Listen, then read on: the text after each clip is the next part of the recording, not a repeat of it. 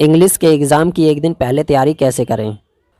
मान लीजिए आपका कल एग्ज़ाम है या परसों है या 4 दिन बाद है। आपने कुछ नहीं पढ़ा। अब आपको हो रही है टेंशन कि क्या लिख के आएँ, आता तो कुछ नहीं। माइंड जो है वो बिल्कुल ब्लैंक है, खाली है, कुछ नहीं पता हमें। और एक दिन पहले आप पढ़ने बैठ रहे हैं। जब आपने पूरे साल नहीं पढ़ा तो एक दिन में क्या कर लोगे। तो इसका क्या सॉल्यूशन हो सकता है कि एक दिन में हम क्या पढ़ के जाएँ और क्या क्या लिख के आएँ और कैसे लिख के आएँ ताकि हम पास हो जाएँ। अब ये बात मैं 10 या 12th वालों के लिए नहीं कर रहा हूँ। 8 से लेके या 6 से लेके 12 तक सबके लिए ये बात अप्लाई होती है। आपका पहला क्वेश्चन हो सकता है अगर आंसर नहीं आया तो क्या करें। मतलब हमें आंसर ही नहीं पता, ना हिंदी में ना इंग्लिश में, हमें पता ही नहीं, हमने पढ़ा ही नहीं हो, तो उसका क्या सॉल्यूशन हो सकता है। या फिर आप कह सकते हैं कि क्या उसे छोड़ दें, या फिर वहाँ पर अंदाज़ा लगा के कुछ भी लिख दें, या फिर वहाँ पर हम क्वेश्चन ही वापस लिख दें, या किसी और का आंसर लिख दें, या फिर आंसर बना के कैसे लिखें। ये भी क्वेश्चन हो सकता है कि बना के कैसे लिखें। और आंसर अगर बना के लिखना नहीं आता तो क्या करें। यह आपके सारे क्वेश्चन हैं, तो हर किसी का मैं आपको सॉल्यूशन बताने वाला हूँ। फिलहाल के लिए मैं आपको इतना बता देता हूँ, जो क्वेश्चन आंसर आते हैं वो 30 मार्क्स के आते हैं, यानी कि 30 मार्क्स के, और 50 मार्क्स की आपकी ग्रामर आती है। 10-12 वाले के लिए मैं बता रहा हूँ ये। तो टोटल आपका पेपर बनता है 80 मार्क्स का। 20 मार्क्स आपके स्कूल की तरफ से जाते हैं, और किसी किसी स्कूल में 100 मार्क्स का भी एग्ज़ाम होता है। 30 मार्क्स के क्वेश्चन आंसर आते हैं, 50 मार्क्स की इंग्लिश की ग्रामर आती है।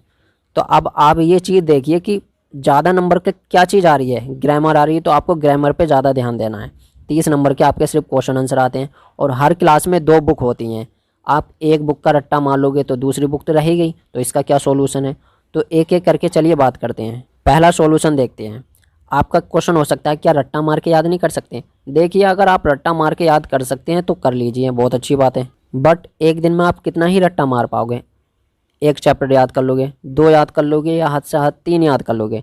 तो 3 याद हो गए तो बाकी तो ऐसे ही बच गए। एग्जाम्पल के लिए आपने 5 चैप्टर का रट्टा मार लिया, तो आपके 5 बचे हुए हैं, आपने वो पढ़े ही नहीं, उसमें से क्वेश्चन आ गया तो आप क्या करेंगे। एग्जाम्पल के लिए आपने 20 क्वेश्चन के आंसर याद किए, और उनमें से सिर्फ 2 ही आ गए या सिर्फ एक ही आ गया। क्या गारंटी है कि उसमें से ही सब कुछ आ जाएगा। मान लीजिए सिर्फ एक ही आया, वो भी 2 नंबर में, तो 19 तो बिना फालतू में आपने याद किए। फिर आप सोचेंगे कि इतनी मेहनत करी कुछ नहीं आया, तो इसका ये सॉल्यूशन नहीं है। तो सॉल्यूशन मैं आपको पहले बता देता हूँ। सबसे पहले आपको अपनी ग्रामर पे ध्यान देना है। एप्लीकेशन, लेटर, अनसीन पैसेज कैसे सॉल्व करते हैं, ये सब कैसे लिखते हैं, यह आपको एक दिन में आसानी से आ जाएगा। यूट्यूब पे वीडियो देख लें, स्टेप बाय स्टेप देख लें कि कैसे लिखना है किसी भी पैराग्राफ को, या फिर अनसीन पैसेज कैसे करना है, लेटर, नोटिस, एडवर्टीजमेंट, ये सब कैसे करने हैं। तो आपको इससे क्या थोड़ा सा अनुमान लग जाता है कि कैसे लिख के आना है। लेकिन खास बात यह है, आपको कुछ वर्ड याद होने चाहिए, कुछ वर्ड मीनिंग याद होने चाहिए। अगर कुछ वर्ड याद नहीं है तो आप बना के कैसे लिखोगे, ये भी एक प्रॉब्लम है। सबसे पहले आपको कुछ नहीं करना, जितने भी आपकी जो ग्रामर है आ रही है पेपर में, आपको उनको समझ लेना है, अच्छे से प्रैक्टिस कर लेनी है। एक दिन काफ़ी होता है प्रैक्टिस करने के लिए। और अगर ये वीडियो आप 4 दिन पहले देख रहे हो या फिर 15 दिन पहले देख रहे हो तो बहुत ही अच्छी बात है। आपको 15 दिन का समय मिल गया। 15 दिन बहुत होते हैं तैयारी करने के लिए। अब आपका क्वेश्चन हो सकता है कि जो लंबे लंबे आंसर होते हैं उसे बना के कैसे लिखें। सब कुछ मैं डिटेल में बताने वाला हूँ। सबसे पहला क्वेश्चन सभी स्टूडेंट का होता है, अगर आंसर नहीं आया तो क्या करें, क्या उसे छोड़ दें। तो सबसे पहले बताऊँ आपको, वो तो छोड़ना ही नहीं है। बेशक आपको नहीं आता, कुछ नहीं पता, लेकिन वो आपको आंसर छोड़ के नहीं आना है। कुछ भी आप लिख के आ जाइए, लेकिन आपको छोड़ना नहीं है। अगर आप उसे छोड़ोगे तो 0 मार्क्स तो आपको वैसे ही मिल गए। अगर आप कुछ ना कुछ लिख के आओगे तो हो सकता है पेपर चेक करने वाला जो टीचर है वो आपको आधा मार्क्स दे दे, 1 मार्क्स दे दे। तो सबसे पहली चीज़ आपको करनी है कि आंसर बेशक नहीं आता, लेकिन आपको उसमें कुछ ना कुछ लिख के आ जाना है। दूसरी चीज़, क्या उसे छोड़ दें, तो मैंने आपको पहले ही बता दिया, नहीं छोड़ना है। तीसरी चीज़, क्या तुक्का लगा के लिखें, मतलब कोई अंदाजे से आंसर लिख दें। आंसर लिख दीजिए। मान लीजिए कोई एक चैप्टर है, चैप्टर में से आपको ऐसा तो है ही नहीं, आपने बिल्कुल ही ध्यान ना दिया हो, कभी क्लास में आपने बिल्कुल ही नहीं पढ़ा हो, या कभी मैम ने ही नहीं पढ़ाया हो, या कोई टीचर ने ही नहीं पढ़ाया हो। पढ़ाया तो होगा, थोड़ा बहुत तो याद होगा। उसमें से कोई एक क्वेश्चन आ गया, अब क्वेश्चन का मीनिंग तो आपको पता लग गया क्या पूछना चाहता, लेकिन आपको आंसर नहीं पता। लेकिन उस चैप्टर के बारे में तो पता है जिस चैप्टर में से आया है, तो उसमें से कुछ भी 2-4 लाइन उठा के उसमें से लिख दीजिए। हो सकता है कि टीचर आपको आधा या 1 मार्क्स दे दे। अब क्वेश्चन हो सकता है क्वेश्चन ही वापस लिख दें, मतलब किसी का आंसर नहीं आता तो उस जगह क्या क्वेश्चन लिख के आ जाए। तो धोखे से भी क्वेश्चन तो लिख के मत आना। ये गलती तो आपको बिल्कुल भी नहीं करनी है। क्यों नहीं करनी है, क्योंकि मान लीजिए आप क्वेश्चन ही लिख के आ गए तो टीचर सोचेगा ये तो इतना बेवकूफ़ स्टूडेंट है, इसे तो कुछ आता ही नहीं है। उससे ज़्यादा अच्छा होगा कि आप आंसर लिख दें, किसी और का आंसर लिख के आ जाएं बेशक। तो आपको क्वेश्चन नहीं लिखना और दूसरा खाली नहीं छोड़ना, ये दो चीज़ तो आपको करनी है, ठीक है। किसी और का आंसर लिख दें तो मैंने आपको पहले ही बता दिया, किसी और का नहीं लिखना। उस चैप्टर में से 2-4 लाइन उठा के आपको उसमें लिख देनी है, बेशक कुछ भी लिख दो उस चैप्टर में से, उससे अलग डिफरेंट नहीं लिखना। अब आपका क्वेश्चन हो सकता है कि मान लीजिए चलिए हमें इतना आता है, अब आंसर बना के कैसे लिखें, या फिर आंसर बना के लिखना नहीं आता तो क्या करें। तो उसके लिए आपको थोड़ी बहुत मेहनत तो करनी पड़ेगी।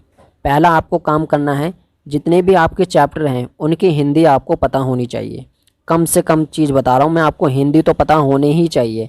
अगर इंग्लिश नहीं पता कोई बात नहीं है, एक दिन में इंग्लिश क्या ही कर लोगे। तो सबसे पहले आपको हिंदी पता होनी चाहिए। और दूसरी चीज़ मैं आपको बता रहा हूँ, आपको 2 टेंस सीखने हैं, एक सिंपल प्रेजेंट टेंस और एक सिंपल पास्ट टेंस। और सिंपल प्रेजेंट से ज़्यादा आपको सीखना है सिंपल पास्ट, क्योंकि सिंपल पास्ट टेंस बहुत काम में आएगा आपके पेपर में। जितने भी आप क्वेश्चन के जो आंसर लिख के आओगे तो 80% वो सिंपल पास्ट में ही होंगे। और सिंपल पास्ट सीखने के लिए आपको कितनी ही देर लगेगी, मुश्किल से 5 से 7 मिनट लगेंगे आपको सीखने में सिंपल पास्ट टेंस। वीडियो देख लेना और प्रैक्टिस कर लेना back to back simple past tense की। क्यों, अभी मैं एग्जांपल भी दूंगा कैसे आपको बना के लिख के आना, ये सारे एग्जांपल मैं देने वाला हूँ आपको।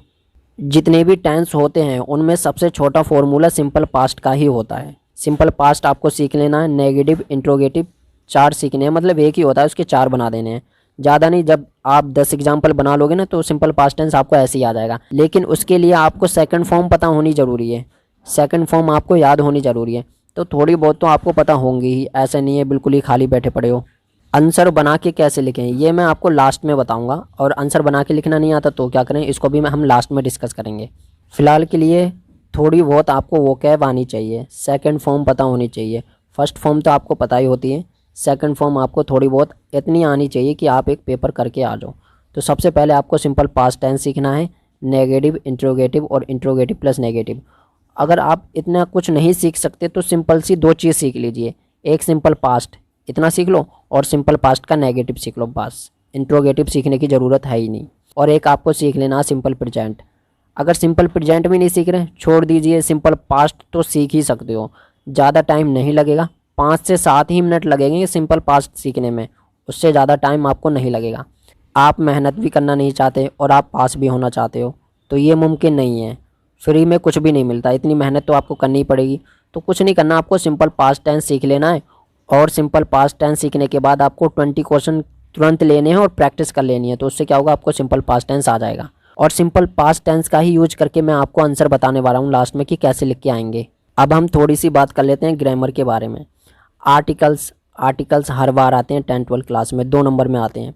आर्टिकल्स की वीडियो देख लेना, 2 नंबर ही आपके पक्के हो जाने हैं, 5 मिनट में आप सीख जाओगे। मॉडल्स की भी वीडियो देख लेना, कैन कोड में माइट वगैरह इसमें होते हैं, 2 नंबर इसमें भी आपके पक्के हो जाने हैं। फिर बात कर लेते हैं हम पैसिव वॉइस, क्या पैसिव वॉइस आ जाएगा, या फिर जेरंड और टू इन्फिनेटिव, चलिए ये तो 10 क्लास में आता है। नरेशन, तो नरेशन आपको नहीं पढ़नी, नरेशन और पैसिव वॉइस, क्योंकि ये एक दिन में नहीं आएंगे आपको, बहुत ही लंबा टॉपिक है। पैसिव वॉइस और नरेशन सिर्फ 2-2 मार्क्स की ये आती है, मतलब 4 नंबर के आएंगे, और 4 नंबर में आप पूरे दिन मेहनत करोगे, तो इससे बढ़िया इसको आप ना ही करो।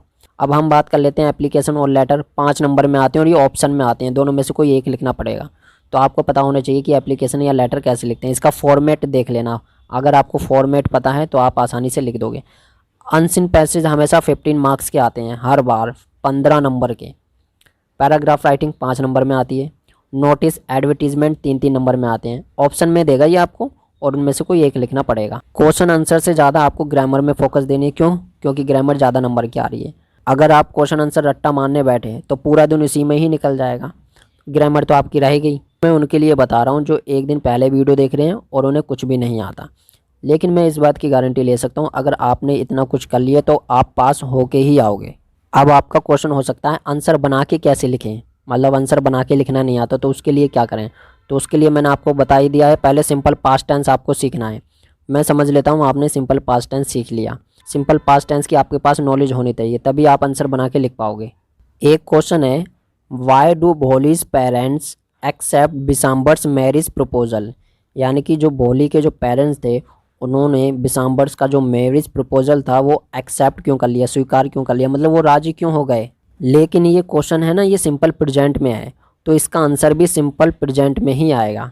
अब आपको इसकी हिंदी तो पता है, अब आपको इंग्लिश लिखना नहीं आती। मान लीजिए इंग्लिश में आपको नहीं पता आंसर कैसे लिखेंगे, तो कुछ नहीं, मैं हूं ना बताने के लिए। चलिए इसका आंसर बना के लिखते हैं। शुरू में आया वाई डू, तो वाई डू को हटा दो। वोलीज parents accept Bishamber's marriage proposal, यहाँ तक आपको सेम टू सेम लिख देना है आंसर में। उसके बाद बताता हूँ आपको क्या करना है। इसका मीनिंग भी समझते हुए चलते हैं। भोलीज, अब देखिए भोली ये नाम है, आपको पता ही है। अब छोटा सा ऊपर ना कोमा आया, कोमे के बाद एस आया, इसको हम बोलते हैं एपिस्टोफी एस। इसका मतलब क्या? इसका मतलब भोली का या फिर भोली के या फिर भोली की। अब वो डिपेंड करता है वो किस सेंस पे बोला जा रहा है। तो इसका मतलब मैंने आपको बता दिया, भोली का या भोली के या फिर भोली की। अगर मैं बोलूँ भोली की सिस्टर तो भोलीज सिस्टर हो जाएगा, तो हिंदी क्या निकली? भोली की। अब हम इसको ऐसे थोड़ी बोलेंगे भोली की माता पिता, इसको ऐसे बोलेंगे ना भोली के माता पिता। तो इसलिए यहाँ पर क्या मीनिंग निकला? भोली के पेरेंट्स मतलब माता पिता, एक्सेप्ट मतलब स्वीकार करते हैं, बिसाम्बर्स। अब देखिए बिसाम्बर ये नाम है, ऊपर एपिस्टोफी एस आ गया, इसका मतलब बन गया बिसाम्बर का मैरिज प्रपोजल, स्वीकार कर लेते हैं। ठीक है, क्यों करते हैं आगे चलते हैं। बिकॉज, बिकॉज का मतलब क्योंकि। ही had a big grocer shop, उसके पास एक बड़ी दुकान थी। किसकी? ग्रोसर शॉप, जो किराने की दुकान होती है, मतलब जहाँ पर आटा चावल वगैरह मिलते हैं, उसको हम बोलते हैं ग्रोसर शॉप, उसकी दुकान थी। ही हैड, हैड का यूज कहाँ करते हैं? हैड का मतलब किसी के पास कोई चीज़ थी, मतलब मेरे पास एक पेन था, आई हैड अ पेन। तुम्हारे पास एक लैपटॉप था, यू हैड अ लैपटॉप। तो ये सिंपल पास्ट में बनता जा रहा है, यहाँ से ऊपर सिंपल प्रेजेंट में बना, आप सिंपल पास्ट में आ गया। क्यों? क्योंकि उसके पास दुकान थी। ठीक है, उसके बाद चलते हैं। And he did not ask for डोरी, एंड मतलब और, ही did not ask for, ask for का मतलब होता है मांगना, उसने नहीं मांगा या नहीं मांगी। डोरी, डोरी का मतलब होता है दहेज, उसने दहेज नहीं मांगा। अब देखो ये सिंपल पास्ट में आ गया और वो भी इसका नेगेटिव है। तो मैंने बोला ना आपको सिंपल पास्ट सीख लेना है, तभी आप बना के इतना तो लिख ही दोगे आराम से। आगे चलते हैं। It was only the reason, यही कारण था, दैट कि दे वर, वे थे, रेडी तैयार, टू गेट मैरिड, शादी के लिए, वे शादी के लिए तैयार थे। अगर आप ये भी ना लिखोगे ना, it was only the reason that, ये हटा दो, मान लो आपको याद नहीं रहेगा। वैसे मैं हिंदी भी बता रहा हूँ ताकि आपको ध्यान रहे। मान लेते हैं आप ये भूल गए, तो आप ये तो लिख के आ सकते हो ना, they were ready to get married. लेकिन उससे पहले, दे से पहले आपको लगा देना है एस ओ, सो का मतलब होता है इसलिए, इसलिए वो शादी के लिए तैयार थे। तो देखा आपने, ये पूरा आंसर जो है मैंने बना बना के आपको बताया है। एक बार पढ़ लेते हैं। Bholi's parents accept Bishamber's marriage proposal because he had a big grocer shop and he did not ask for dowry. It was only the reason that they were ready to get married, या फिर so they were ready to get married. अगर ये 2 number में आ गया तो guarantee से कह सकता हूँ आप ये आसानी से लिख के आ जाओगे। अब इसका ओरिजिनल आंसर भी देख लेते हैं। तो इसका ओरिजिनल आंसर देखिए ये है। अब देखो इसमें बीच मारा, well to do grocer and had not asked for any dowry. अब देखो ये आपको थोड़ा सा, आप कहेंगे इससे तो छोटा ये लग रहा है, छोटे पे मत जाइए, इसमें देखिए कितना डिफ़िकल्ट टाइप में ये लिखा हुआ है। मैंने आपको समझा समझा के बताया, हिंदी बताई है और आपको ये याद भी हो गया होगा। एक क्वेश्चन और लेते हैं। वाई डिड बिसाम्बर्स मैरिज विद भोली नॉट टेक प्लेस, इसका क्या मतलब है? इसका मतलब है जो बिसाम्बर की जो शादी थी वो भोली से क्यों नहीं हुई। अब ये सिंपल पास्ट में है, तो इसका आंसर देखिए सिंपल पास्ट में ही आएगा। पहले हम लिखते हैं जो बिसाम्बर जो था वो बहुत अमीर था, बहुत अमीर इंसान था। बिसाम्बर वॉज आ रिच मैन, बना के लिख ही लोगे। बिसाम्बर मतलब, बिसाम्बर वॉज मतलब था, आ रिच मैन अमीर आदमी। मैं आसान आसान वर्ड यूज कर रहा हूँ ताकि आपको ध्यान रहे। बट बिफोर टेकिंग वोव्स, अब देखो बट मतलब लेकिन, बिफोर, बिफोर क्या है हमारा? प्रीपोजिशन है, और प्रीपोजिशन के बाद कोई वर्ब आती है तो उसमें हम आईएनजी लगा देते हैं। तो टेक हमारी वर्ब है और टेकिंग में हमने लगा दी आईएनजी, मतलब टेक में आईएनजी लगा दी। वोव्स का मतलब होता है फेरे लेना, मतलब टेक वोव्स का मतलब होता है फेरे लेना। बट मतलब लेकिन, बिफोर टेकिंग वोव्स फेरे लेने से पहले, बिफोर का मतलब पहले होता है, फेरे लेने से पहले। He had seen Bholi's face, वह भोली का चेहरा देख चुका था, पास्ट का परफेक्ट टेंस है। अब आपको नहीं पता कि पास्ट परफेक्ट क्या होता है। मान लीजिए आपने सिंपली पास्ट सीखा तो कुछ नहीं, आप सिंपल पास्ट में बना दो। ही सो भोलीज फेस, सी का मतलब होता है देखना, तो मैंने यहाँ सेकंड फॉर्म लिख दी एस ओ, सो। उसने उसका चेहरा देख लिया था, किसका? भोली का। ही सो भोलीज फेस, उसने भोली का चेहरा देख लिया था। अब देखो यहाँ पर आया भोली और एपिस्ट्रोफी एस आ गया, इसका मतलब भोली का, फेस मतलब चेहरा, भोली का चेहरा। अब यहाँ पर इसका का मीनिंग निकला, और उसमें हमने बनाया था, उसमें निकला था भोलीज पेरेंट्स, मतलब भोली के माता पिता, वहाँ के मीनिंग निकला और यहाँ का मीनिंग निकला। तो ये सेंस के हिसाब से चेंज हो जाता है। आगे चलते हैं। एंड आस्क्ड फॉर 5000 रुपीज़, और उसने 5000 रुपये मांगे थे। आस्क फॉर का मतलब मांगना होता है। ऑलरेडी मैंने पिछला जो क्वेश्चन कराया उसमें मैंने आपको बता दिया था, आस्क फॉर का मतलब मांगना। अब ये सिंपल पास्ट में चल रहा है तो मैंने ईडी ऐड कर दिया आस्क में। एंड आस्क्ड फॉर 5000 रुपीज़, 5000 रुपये मांगे थे। फॉर द मैरिज, शादी के लिए, FOR का मतलब होता है के लिए, फॉर द मैरिज शादी के लिए। सो इसलिए भोली रिफ्यूज टू मैरी हिम, भोली ने मना कर दिया शादी करने से, मतलब उससे शादी करने से मना कर दिया। रिफ्यूज़ का मतलब होता है मना करना, और देखिए इसमें डी लग गया तो ये सिंपल पास्ट में बन गया। भोली रिफ्यूज्ड टू मैरी हिम, भोली ने उससे शादी करने से मना कर दिया। ये आंसर मैंने बिल्कुल आसान वर्ड में आपको लिख के बताया है। ऐसे ही आपको लिख के आना है, सेंस को आपको बदल लेना है। ज़रूरी थोड़ी है जो क्वेश्चन में लिखा है, मतलब जो आप आंसर याद करके आए हो वही लिखना है। याद कर लिया है तो आप लिख लीजिए, अगर आपने याद नहीं किया, मीनिंग पता है, थोड़े बहुत आपको वोकैब पता है, मतलब काम चलाओ तो आपको पता होनी चाहिए ना, फेरे लेने को क्या बोलते हैं, देखने को क्या बोलते हैं, मना करने को क्या बोलते हैं, इतना आपको पता होना चाहिए। अगर ये भी नहीं पता तो ये तो आपको सीखना पड़ेगा। अब आप कहोगे ये तो आप हमें बता रहे हो ऐसे ऐसे लिख के लाना है, कोई ऐसा लॉजिक बताओ ना जो हमें ये भी करना ना पड़े। अब देखो फ्री में तो कुछ नहीं मिलता, इतनी मेहनत तो आपको करनी पड़ेगी ना। एक क्वेश्चन लिया है मैंने 12th क्लास का, why does the tiger king take a vow to kill 100 tigers, मतलब क्या है इसका? इसका मतलब है जो टाइगर किंग था उसने कसम, वह कसम क्यों खाता है, मतलब 100 टाइगर को मारने के लिए या फिर टाइगरों को मारने के लिए वह कसम क्यों खाता है, ये मीनिंग है इसका। अब इसका आंसर देखिए, the tiger king takes a vow to kill 100 tigers. Why does मैंने हटा दिया है क्वेश्चन में से और बाकी मैंने सेम टू सेम लिख दिया, लेकिन टेक में मैंने एस लगा दिया क्योंकि ये सिंपल प्रेजेंट में चल रहा है। ठीक है, आगे चलते हैं। बिकॉज, क्योंकि। एस्ट्रोलॉजर किसे बोलते हैं? देखो एस्ट्रोलॉजर बोलते हैं जो भविष्यवाणी करता है, जो फ्यूचर बताता है। एस्ट्रोलॉजर हैड प्रिडिक्टेड, उसने भविष्यवाणी की थी या कर चुका था। हैड आया, हैड के बाद वर्ब की थर्ड फॉर्म आ गई, पास्ट का परफेक्ट टेंस है। अब एस्ट्रोलॉजर आपको पता होना चाहिए। प्रिडिक्ट किसे बोलते हैं? भविष्यवाणी करने को बोलते हैं, ये वर्ड आपको पता होना चाहिए। अब आप कहेंगे इतना वर्ड हमें पता नहीं है तो कैसे लिखेंगे, तो कोई दिक्कत नहीं, दूसरा तरीका है। एस्ट्रोलॉजर के लिए मान लीजिए आपको पता नहीं क्या बोलते हैं, मतलब एस्ट्रोलॉजर को हिंदी में क्या बोलते हैं या फिर जो भविष्यवाणी करता है उसको इंग्लिश में क्या बोलते हैं आपको नहीं पता, तो एस्ट्रोलॉजर की जगह आप लिख सकते हैं समवन, किसी ने, हैड प्रेडिक्टेड, भविष्यवाणी की थी, किसी ने भविष्यवाणी की थी, समवन का मतलब किसी ने। ठीक है, अब आपको नहीं पता कि प्रिडिक्ट के लिए भी वर्ड नहीं आ रहा कि प्रिडिक्ट मतलब भविष्यवाणी करना होता है, ये आपको वहाँ नहीं आया तो कोई बात नहीं, इसकी जगह आप टेल की थर्ड फॉर्म लिख दो टोल्ड। समबडी हैड टोल्ड, किसी ने बताया था, इतना तो आप कर ही सकते हो। बिल्कुल मैं आसान वर्ड में ले जा रहा हूँ। क्या बताया था? दैट कि the tiger king would be killed by tiger, जो बाघ राजा था वो किसके द्वारा मारा जाएगा? शेर के द्वारा मारा जाएगा। ये पैसिव वॉइस में है तो ये चाहें तो आप लाइन याद कर लेना अगर आपको पैसिव वॉइस नहीं आता, लेकिन कभी कभार आपको पैसिव वॉइस भी यूज करना पड़ जाता है।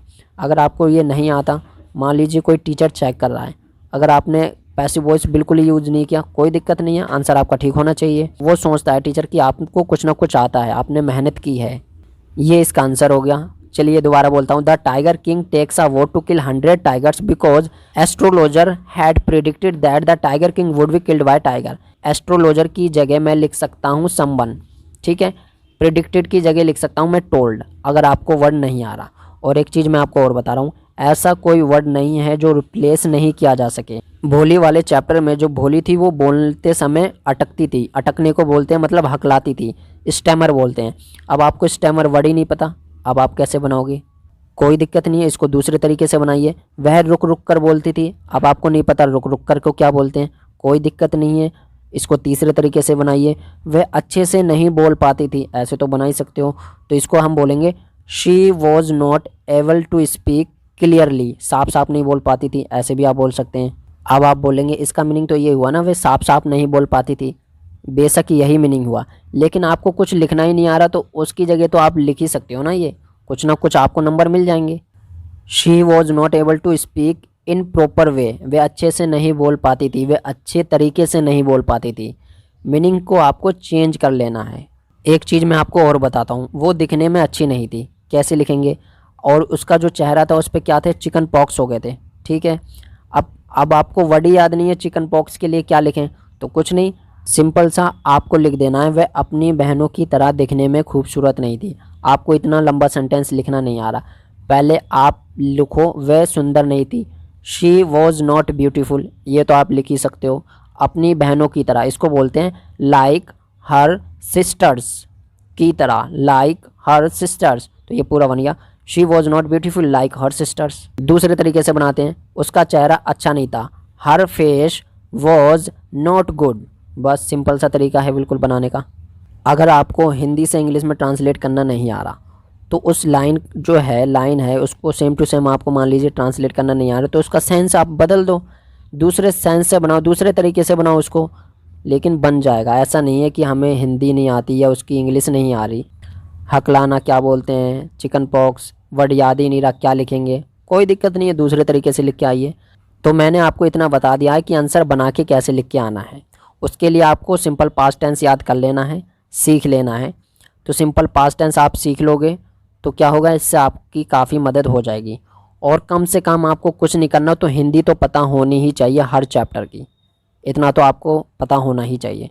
अब एक क्वेश्चन रह गया कि बड़े बड़े आंसर कैसे लिख के आएँ, मतलब कोई 5 नंबर में आ गया, 120 वर्ड में, 120 वर्ड में कोई आंसर आ गया, उसको हम कैसे लिख के आएँ। कोई दिक्कत नहीं है, छोटे छोटे वर्ड से ही मिलकर बनता है बड़ा आंसर। एक चैप्टर है लेंचो वाला, इसकी मैं आपको 2-3 लाइन बता देता हूँ कि कैसे बना के लिख के आना है। लेंचो कौन था, क्या काम करता था, उसे क्या विश्वास था भगवान पर, ये जो कुछ लाइनें हैं अगर आपको हिंदी में पता है, इंग्लिश में आप आसानी से बना लोगे। देयर वॉज अ फार्मर, एक किसान था। देयर से क्यों स्टार्ट हुआ, क्योंकि कोई सब्जेक्ट नहीं है इसलिए हमने देयर लगा लिया। वाज क्यों आया, क्योंकि आ फार्मर था, एक किसान, इसलिए वाज आया। उसका नाम लेंचो था, name was Lencho. He had strong believe in God, उसे भगवान पर बहुत विश्वास था, मतलब उसे भगवान में बहुत विश्वास था। इस लाइन से पहले आप लिख सकते हो वह बहुत मेहनती था। He was very hard worker, वह हर साल फसल उगाने के लिए बहुत मेहनत करता था। He use to work hard to grow crops, grow मतलब उगाना, क्रॉप्स मतलब फसल, यूज टू मतलब करता था, किया करता था। He use to work hard, वह बहुत मेहनत किया करता था, टू ग्रो क्रॉप्स, फसल उगाने के लिए। तो इस तरीके से आपको जोड़ जोड़ के लिखना है, और जोड़ जोड़ के लिखोगे तो इस तरीके से ना पूरा बड़ा पैराग्राफ एक बन जाता है। अब आपको क्या करना है, करनी है प्रैक्टिस, किसकी, ग्रामर की। सिंपल पास्ट टेंस सीख लेना है, थोड़ी बहुत आपको वोकैब पता होनी चाहिए, काम चलाओ कि आप बना के लिख के आ सकें।